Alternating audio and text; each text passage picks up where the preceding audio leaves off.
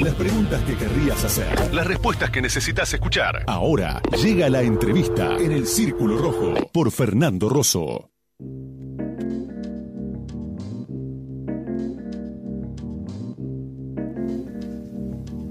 Bueno, ya desde el resultado de las primarias prácticamente, después las generales y al final el balotaje, y ahora con la asunción del nuevo gobierno estamos como intentando descifrar de qué se trata esto que tenemos enfrente y que ahora lo tenemos en el gobierno, es decir, la corriente de la libertad avanza, la coalición que se armó, su programa, sus bases sociales, su anatomía.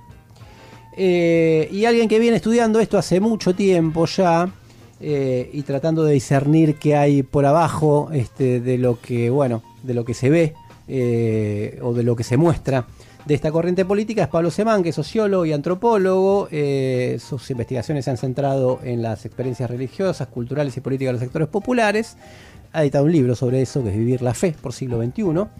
Y ahora acaba de publicar Está entre nosotros, de dónde sale y hasta dónde puede llegar la extrema derecha que no vimos venir, en forma de pregunta, que es la coordinación de una serie de textos en los que participan varios autores. Y bueno, queríamos charlar un poco con él sobre esto. Pablo, gracias por venir. Gracias a ustedes por invitarme.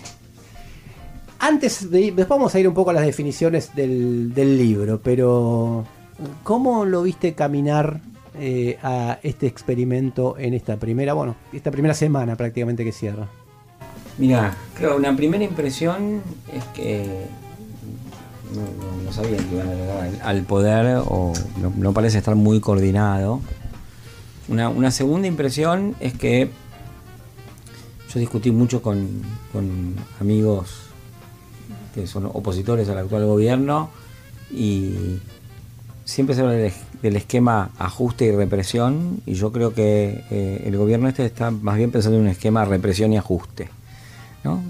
Con algún tipo de intimidación o de provocación, de buscar alguna cosa así, para invalidar la movilización social antes que nada. Y creo que Milei hace todo lo posible por aproximar su táctica a su estrategia, pero digamos no le sale, pero en eso logra lo que yo creo que finalmente es un resultado posible, que es derechizar a la derecha, ¿no? Derechizar mucho a la derecha, que además es el objetivo de Macri, ¿no? que creo que es un gran actor de este proceso político. Uh-huh. Que yo veo que, incluso escribí eso en 2018, que Macri se bolsonarizó y hizo una jugada muy de rugby, de que abrió el juego hacia la derecha y tiró una pelota hacia atrás y hacia el vacío, y venían corriendo por derecha. Entonces creo que él pensó, o yo conduzco eso, o alguien va a conducir eso y yo voy a estar ahí, ¿no? Me parece que estuvo muy, muy claro eso. Después estuvo claro todo eso en su operatividad contra Larreta primero, contra Bullrich después y a favor de Milei finalmente. Pero todo eso confluye en ese objetivo de derechizar la derecha. Y después una tercera observación es que me parece que tienen más potencia que antes, pero no más conocimiento de la sociedad y los mecanismos por los cuales operan las medidas que proponen. Es como un conductor. ¿Cuándo te referís a antes? ¿A qué antes? Que en 2015. Entonces, es como un conductor de cornisa que por fuerza y por prepotencia te lleva por el camino que no querés, y finalmente eso no funciona, pero igual se caen todos, ¿no? Entonces yo creo que hay una capacidad de avanzar sobre consensos, instituciones, que en este momento está mucho más facilitada porque evidentemente la experiencia kirchnerista, nada está liquidado definitivamente, pero está muy floja, muy débil. Es todo un problema eso, ¿no? En el sistema político, ¿no? Uh-huh. O todo un dato, no sé si un problema, un dato del sistema político que el kirchnerismo no puede organizar ninguna, no digo una resistencia combativa, ¿no? Sino que un contrapunto a la actual exploración hegemónica. ¿Y lo ves baglinizado en el sentido de, como hablan los politólogos, en el sentido de, bueno, cuando más se acerca al poder más se moderó? Pues bueno, pongamos que el Banco Central sigue estando ahí, supongamos que las privatizaciones hasta ahora, en el plan Caputo no está anunciado en lo inmediato nada. Hay algunas medidas como que las dejó de lado, qué sé yo. ¿Lo ves en ese sentido más pragmático, como dicen, o cómo lo ves? Yo por lo que decía es eso, que lo veo tratando de aunar su táctica o acercar su táctica a su estrategia. Lo que pasa es que yo no sé hasta dónde Milei hablaba en serio de la dolarización y no era parte de su campaña, pero a mí me parece que el objetivo de ir lo más a la derecha posible y darle lo más posible al mercado es indiscutible. Y en todo caso, yo creo que su pragmatismo, su baglinización tiene que ver con aceptar ciertos límites, pero al mismo tiempo crear condiciones para superarlos. Entonces puede ser que no esté en la agenda las privatizaciones, pero sí está en el horizonte en cuanto a que, bueno, y si fracasa el plan de Caputo, ¿qué hacen? Y bueno, van a tener que conseguir guita vía privatizaciones. Piensan ellos así, yo no sí. Yo no sé qué es lo que va a pasar, no sé si va a funcionar el plan, si se va a estallar, y si estalla, ¿qué pasa? Yo nada de eso lo sé. Pero lo que digo es que es un pragmatismo de alguien que tiene principios fuertes y quiere hacer que sus principios coincidan con sus políticas o que sus políticas sean caminos para sus principios. Más allá de que puede ser cambiante y que un día dice una cosa, otro día dice otra, pero siempre juega en el fleje, ¿no? Claro. Estamos conversando con Pablo Semán, él es sociólogo, antropólogo, estamos hablando, ya vamos a ir hacia ahí a propósito del libro Está entre nosotros, de dónde sale, hasta dónde puede llegar la extrema derecha, que no vimos venir, y ya vamos a ir un poco a las definiciones más generales, pero o en transición hacia algunas de las definiciones del libro. ¿Cómo te lo imaginas? Uno mira está lleno de mobileros en Constitución, en 11, preguntándole a la gente, y la gente diciendo cosas, y bueno, a la elección de cada uno. ¿Cómo te lo imaginas al mileísta promedio imaginario, al modelo ideal hoy después de estos anuncios? Mira, primero, yo lo que sea, bancando. No, creo que no hay un único mileísta, claro. Y muchos, por eso tuvo tantos millones de votos. Claro. Es más, yo creo que los votos de Bullrich que fueron a Milei son votos mileístas, porque justamente Bullrich ganó todos los votos que ganó, tratando de parecerse a Milei, y por eso aparte fueron automáticamente a Milei. Entonces yo me imagino, no sé, en las clases populares, por ahora mucha preocupación, pero de ninguna manera una reversión de la empatía con Milei, una reversión de la simpatía con Milei. Más bien lo que he escuchado, he preguntado, poco, pero algo es, bueno, se sabía que esto iba a pasar, hay que aguantar.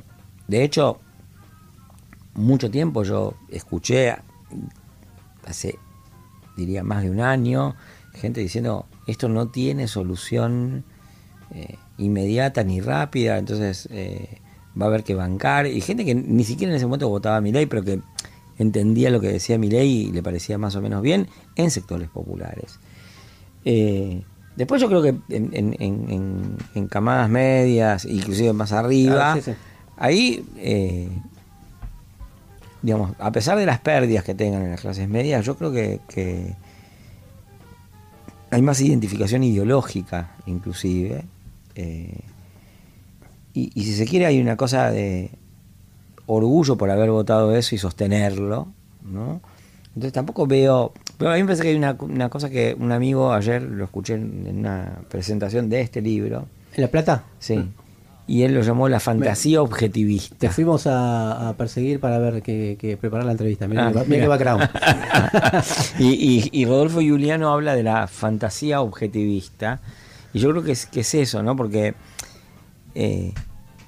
desde el kirchnerismo, sobre todo, y desde un público, incluso analistas, periodistas, interpelados por el kirchnerismo, está la idea de que la luna de miel se agota por las medidas económicas.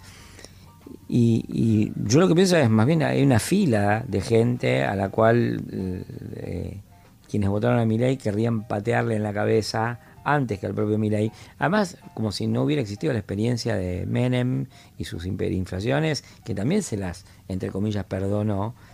Pero aparte porque todo eso en el kirchnerismo funciona como un camino imaginario, el único camino posible para el cambio posible, que es una crisis, un hombre con coraje, audacia y decisión, primeras medidas de conquistar con decisión un electorado y ampliarlo, y después en una dialéctica en que se apoyan políticas públicas en retenciones en políticas públicas, así hasta llevar al 80% de retenciones de la soja y conquistar el paraíso.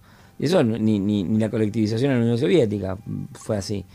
Entonces, ese esquema presupone que hay un punto donde se cortan las ilusiones con el neoliberal, y ahí empieza el camino de reinicio, ¿no? del nacionalismo popular. Yo creo que hay que desechar esa hipótesis y al mismo tiempo uno de los corolarios de esa hipótesis, que es la fantasía objetivista. Y más bien lo que hay que pensar es, además de que hay bronca con los que gobernaron antes, si uno lo quiere pensar conceptualmente, Thompson hablaba de la economía moral de la multitud, que los motines no eran por hambre, sino por agravios, ¿no? Y acá hay una economía moral del hambre, que es una economía moral del aguante de las medidas económicas, que está basada también en agravios. Entonces va a ser difícil que se desagravie a quien agravió, ¿no? Me han ofendido mucho y nadie me dio una explicación.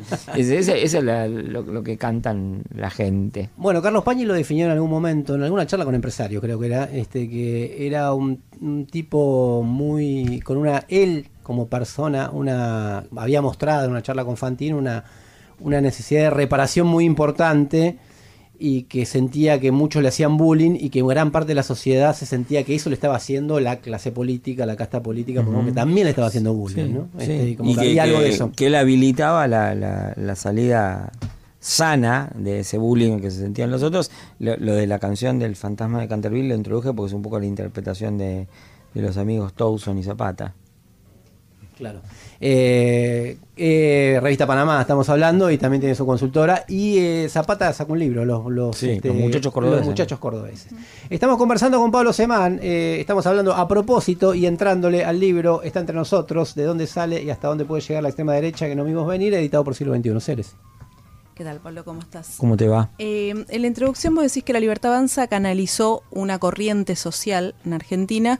¿Cuáles dirías que son las principales características o las que podrían definirla mejor? Mira, yo, que se desató un concurso de arúspices, casandras y pitonizos, ¿no? La verdad es que yo tenía una hipótesis política, no sociológica, en 2012, que la escribí textual, que es todo lo que el kirchnerismo expulsa se va a reagrupar contra el kirchnerismo en el Frente Amplio de la Libertad. Textual así. Y yo lo que me imaginaba en ese momento era que todos los reclamos que habían habido, y yo fui a la marcha del 8N y la investigué, todo lo que puede investigar un sujeto único, una marcha de cientos de miles de personas, y la verdad es que relevé muchos motivos, ¿no? Esa corriente tuvo ahí un momento de estructuración muy fuerte. Creo que es un momento de estructuración fuerte también, fue uno anterior, que fue el conflicto con el campo, y ahí cabían todo tipo de adhesiones a la libertad, ¿no? Desde la libertad de comprar dólares a la libertad de tener distancia del Estado como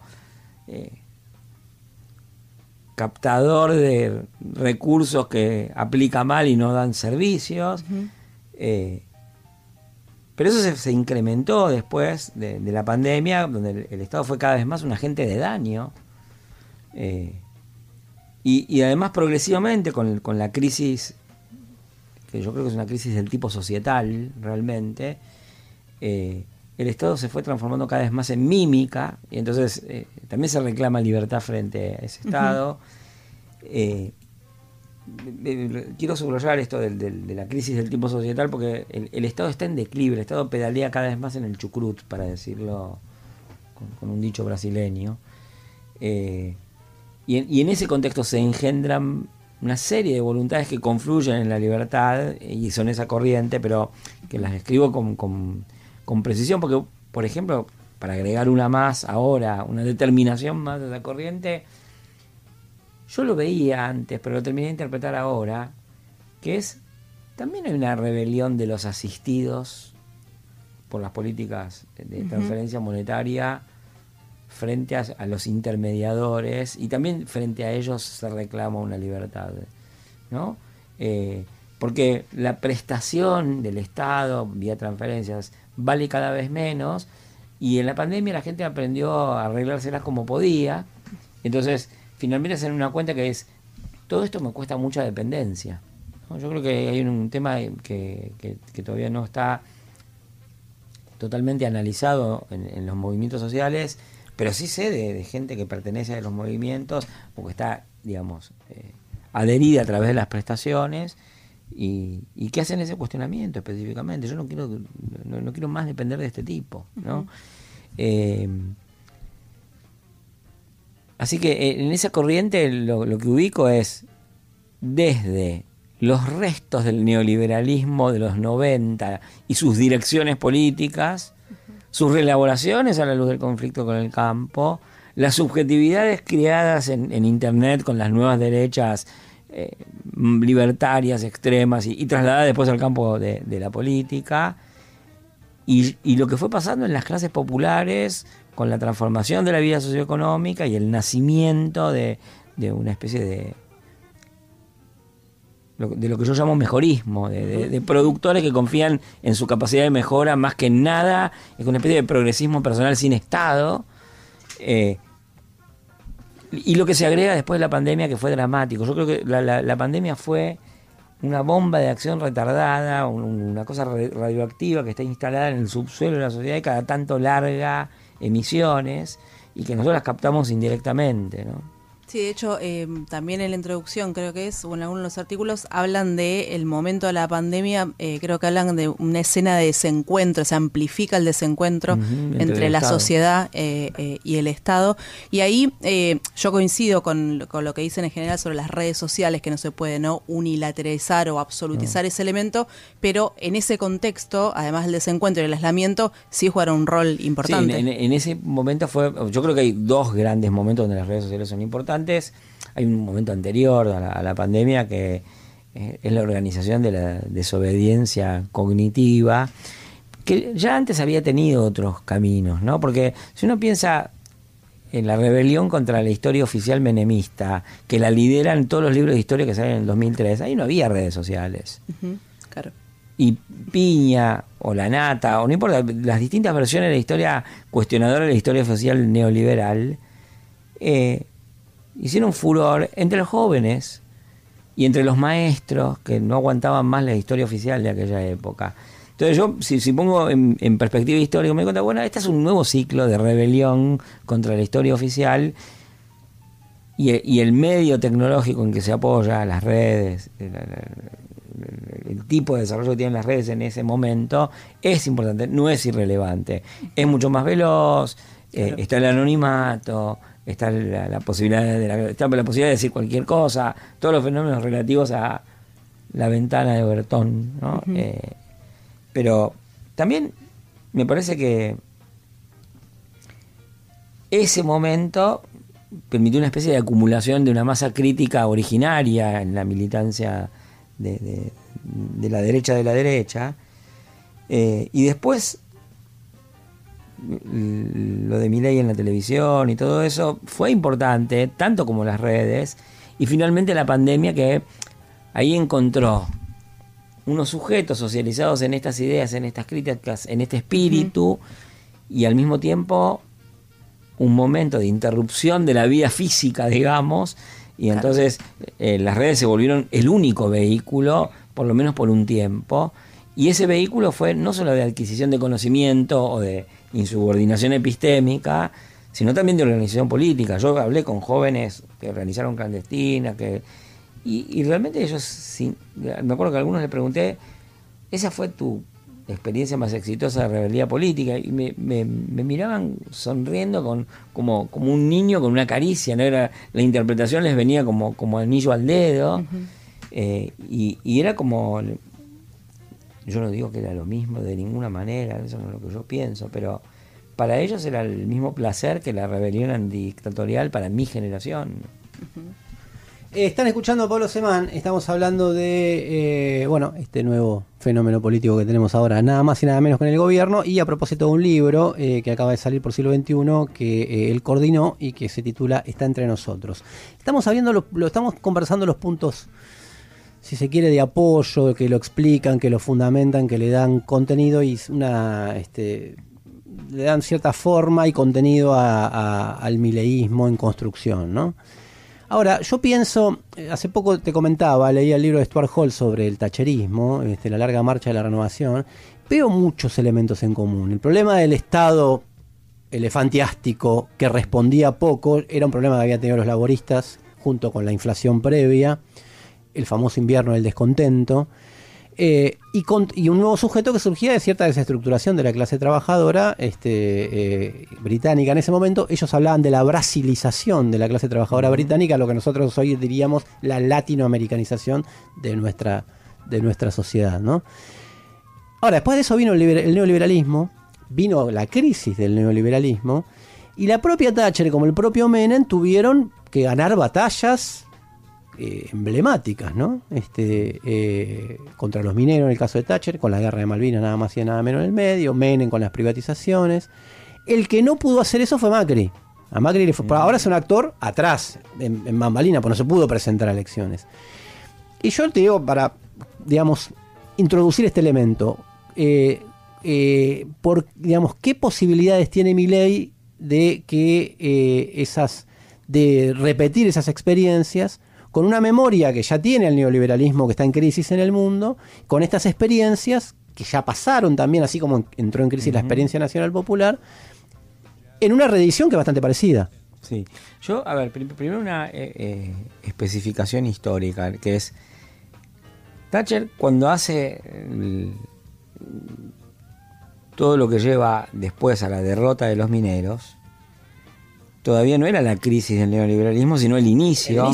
¿No? Y ella monta eso como una provocación. Sí. Hay una muestra muy interesante que es un artista británico que se llama Jeremy Deller, que en Argentina se presentó en Proa en 2016, cuando se inauguraba el mandato de Macri, donde él reconstruye la batalla de los policías y los mineros. Él es un tipo que viene de la izquierda, tipo Ken Loach, ¿no? Y cuenta, hace una investigación histórica y una performance todo al mismo tiempo, donde muestra muy claramente cómo es una provocación. Y yo creo que en la cabeza de Milei, por eso lo traía a colación, está la posibilidad de montar una provocación. De hecho, yo creo que, por ejemplo, el protocolo y la relación que se estableció en estos primeros días con los movimientos sociales tiene un poco esa característica de buscar una batalla ganadora para abrirse camino. Primero, ¿no? Entonces, claro, las condiciones para hacer eso no son las mismas. Primero porque Inglaterra en 1980 y algo no es lo mismo que Argentina. Pero, digo, pensando en una hipótesis, por ahí la apuesta de Milei es, no sé si vamos a mejorar tan rápido y tanto en economía, pero vamos a tener una victoria política. Y en el medio de la dispersión y del reflujo de los grandes partidos democráticos populares, por ahí no necesita tanto rendimiento económico, tanto éxito político, porque la verdad es que no hay nadie para responderle, ¿no? O sea, el gran fenómeno político de este momento es que es parte de las posibilidades de Milei, y por eso lo traigo a colación ahora, es no hay un solo dirigente de Unión por la Patria que haya hablado, no digo para hacer una autocrítica que deberían hacerla, no digo para alentar a sus compañeros y decir el presente de lucha, el futuro es nuestro, un saludo a la bandera, algo. No intervinieron siquiera para darle las gracias a los votantes. Es un caso único en la historia, que yo creo que realmente si uno repasa es... Y una dirigencia que está haciendo menos que una micromilitancia para una organización política que terminó en la micromilitancia. Está bien, uno puede decir la micromilitancia es la acción heroica, solitaria de las personas que tienen la satisfacción moral de decir una verdad, pero al mismo tiempo revela la situación precaria simbólicamente en términos de construcción hegemónica, que es que unos tipos que estuvieron 20 años en el poder no pueden hablar en voz alta, ni los militantes ni los dirigentes. Los dirigentes se callan la boca y los militantes no pueden salir porque los putean. ¿A qué venía lo de la micromilitancia? ¿No? Porque aparte yo conozco el testimonio de gente que yo ya una de las cosas que más me alertaba sobre lo que podía pasar electoralmente era que se repetían las escenas que yo ya había visto en 2014 y 2015 con peronistas de La Matanza que decían vamos a las plazas a volantear y nos putean. Bueno, entonces eso también forma parte de las condiciones de posibilidad de Milei. Y yo coincido con vos que no solamente es distinto de Inglaterra o del Reino Unido, sino también es distinto del mundo. Este mundo ya no es más el mundo del neoliberalismo, no es más el mundo del globalismo, y una parte de la élite argentina sueña con como si ese mundo siguiera, ¿no? Nos abramos al mundo, pero el mundo no está. Pero yo creo... No para hacer una competencia de quién le tiene más fe, digamos, sino para tratar de llegar al punto, ¿no? Pero por eso, ¿está bien o no estamos difiriendo, digo, para elaborar esa hipótesis?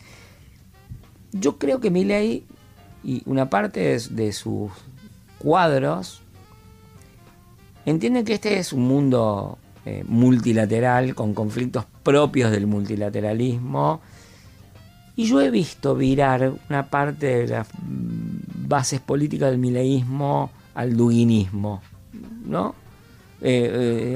Ahora no son todos pro Ucrania, ¿no? Entonces el cierre al mismo tiempo nacionalista y libertario existe como posibilidad, y no solo con Victoria Villarruel, sino que hay hilos de cierre nacionalista y libertario.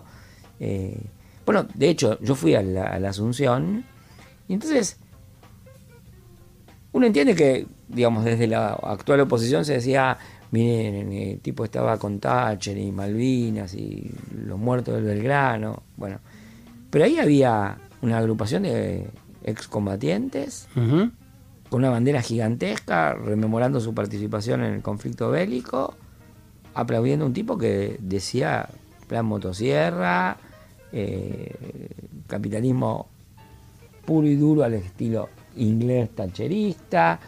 Entonces se me ocurre que un reordenamiento libertario nacionalista, en términos muy abstractos de nacionalismo, es posible, junto con otra cosa que también yo lo vi muy claramente en la Asunción y que creo que lo pone en juego Milei, que tiene que ver más con las operaciones políticas, que es con una redefinición del demos de la democracia. ¿Quién es el sujeto de la democracia?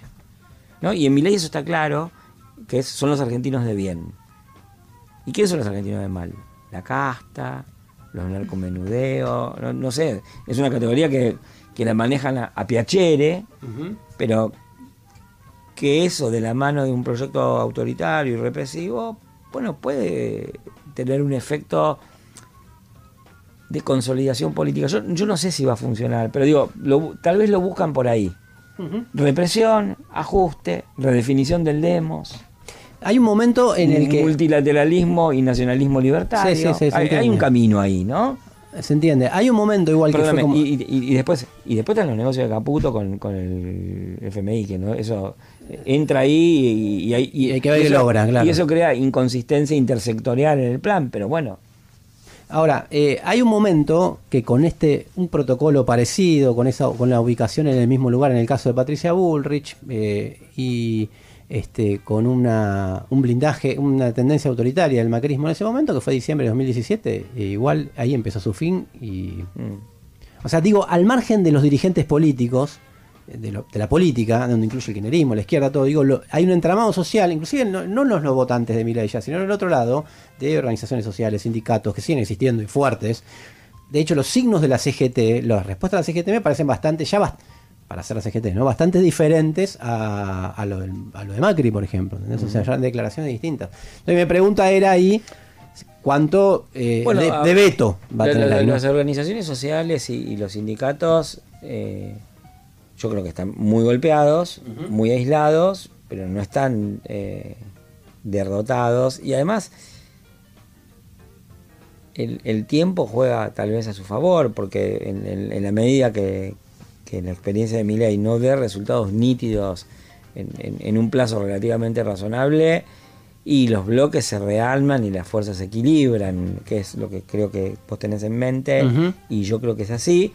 Me parece a mí que le agregaría a eso que probablemente haya más fragmentación política, porque si este ajuste es más griego que otra cosa, también hay que ver qué es lo que pasó en el panorama político griego, ¿no? Que no es que creció la izquierda o solamente la izquierda. Tuvo su momento, claro. Sí, tal cual.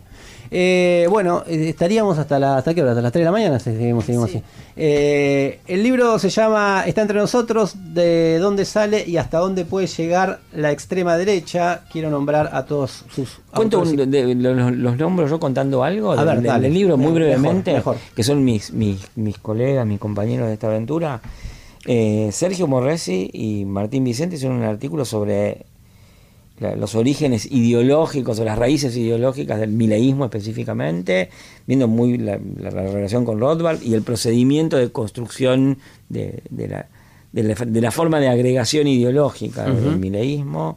Melina Vázquez ¿Qué hay de todo eso y qué hay de nuevo, ¿no? Claro, también mostrando que hay algo nuevo a través de un mecanismo de fusionismo, llaman ellos, que permite que convivan distintas experiencias de las derechas muy distantes y opuestas entre sí.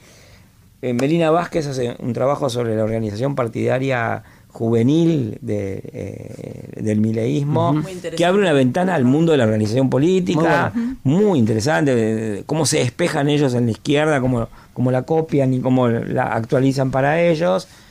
Luego algo parecido que es en el mundo de la cultura, ¿no? En la cultura masiva, que lo hace Ezequiel Seifert, mostrando cómo hay un gesto relativamente mimético de nosotros también vamos a dar la batalla cultural. Yo creo que ellos leyeron mejor a Gramsci que el kirchnerismo que habla de batalla cultural, porque el kirchnerismo confundía oficialización del punto de vista con construcción de hegemonía en la sociedad civil, y en cambio estos potencian cosas de la sociedad civil, y la verdad que digamos, no es por quien se ajusta mejor al librito de Gramsci, pero que tiene que lo que llamábamos hegemonía tenía que ver más con la sociedad civil que con el Estado. Sociedad civil. Y después hay otro trabajo que también tiene que ver más con la sociedad civil, que es el enraizamiento social del mileísmo en jóvenes de sectores populares, como una de las tantas vertientes de la gran corriente libertaria, y una introducción que hice yo, larga, sobre cómo se enraiza este proceso más acotado en el tiempo, digamos, de 2021 en adelante, en dos grandes momentos, ¿no? Si se quiere, de 2012 en adelante y desde 1990 en adelante. Está entre nosotros, de dónde sale y hasta dónde puede llegar la extrema derecha, que no vimos venir, editó Siglo XXI, y conversamos un ratito con Pablo Semán sobre eso. Pablo, gracias. Muchísimas gracias a ustedes, encantado. Te podíamos traer todos los programas, ¿querés venir? Vení. Dale, yo vengo. Seguimos hasta las 12. Contrapunto.